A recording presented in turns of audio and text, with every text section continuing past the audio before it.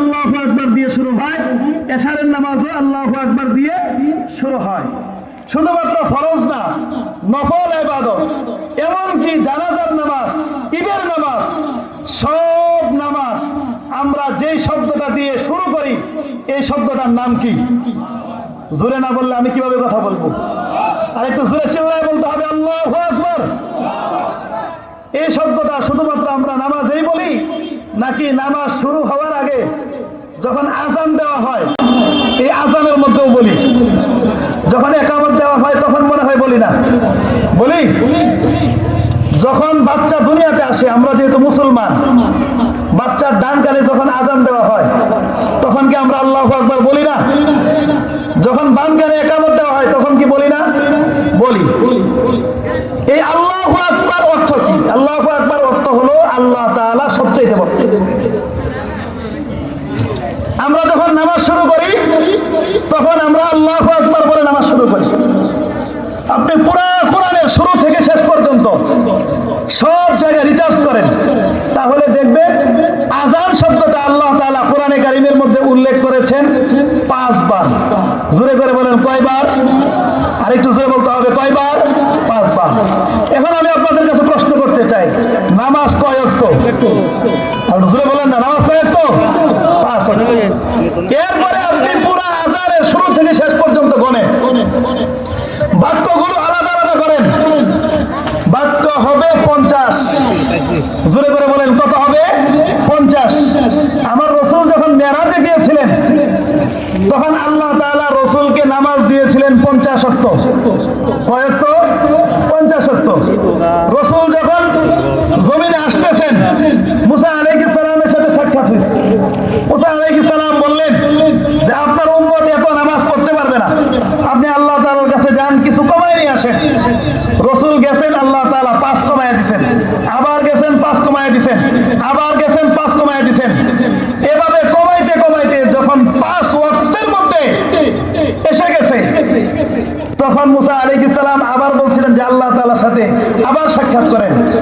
রাসূল যদি ওই বেলা আল্লাহ তাআলার সাথে সাক্ষাৎ করতেন তাহলে আমাদের জন্য আর নামাজই থাকতো না। যদি নামাজ না থাকতো তাহলে আমাদের চাইতে বড় কপাল পোড়া আর কেউ হতো না।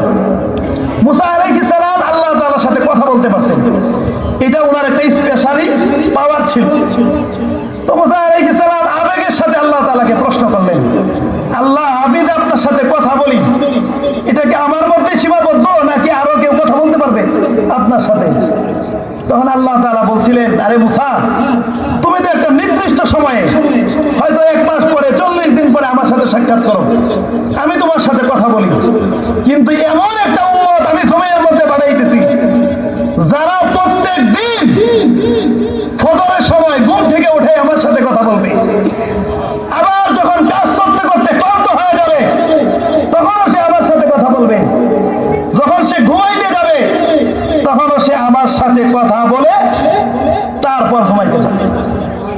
আল্লাহ তাআলা 5 ওয়াক্ত নামাজ দিয়েছেন, কিন্তু এটাও আল্লাহ তাআলা আমাদেরকে জানিয়ে দিয়েছেন, রাসূল আমাদেরকে বলেছেন বান্দা নামাজ পড়বে 5 ওয়াক্ত, আল্লাহ তাআলা সওয়াব দিবেন 50 ওয়াক্তে। আল্লাহ। এরপরে যদি আপনি আজানের অক্ষরগুলোর দিকে খেয়াল করেন, পুরো আজানটা লিখতে অক্ষর লাগছে 29 হরফের মধ্যে 17 অক্ষর। ফজর থেকে শুরু করেন এশা পর্যন্ত করেন, ফরজ নামাজের সংখ্যা কত? 17। জোরে করে বলবেন আল্লাহু আকবার। এরপরে দেখেন আপনি আল্লাহু আকবার এই শব্দটার মধ্যে আল্লাহর মধ্যে আলিফ এসেছে 47 বার, লাম এসেছে 45 বার, আর হা শব্দটা এসেছে 20 বার। এখন আপনি গণেন, সংখ্যা হবে 112। পুরা কোরআনে কারীমের মধ্যে আল্লাহ তাআলা সূরা দিয়েছেন 114।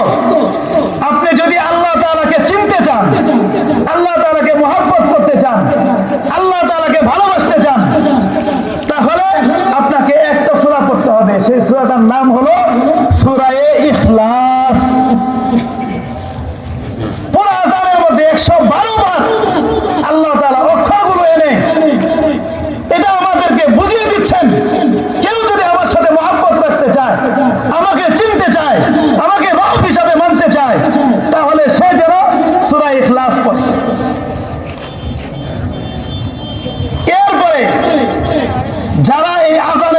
সম্পর্ক রাখছে। তাদের মধ্যে সবচেয়ে বেশি সম্পর্ক রাখছে হযরতে বেলাল। জোরে করে বলেন না নামটা কি? আর একটু জোরে বলেন নামটা কি? বেলাল।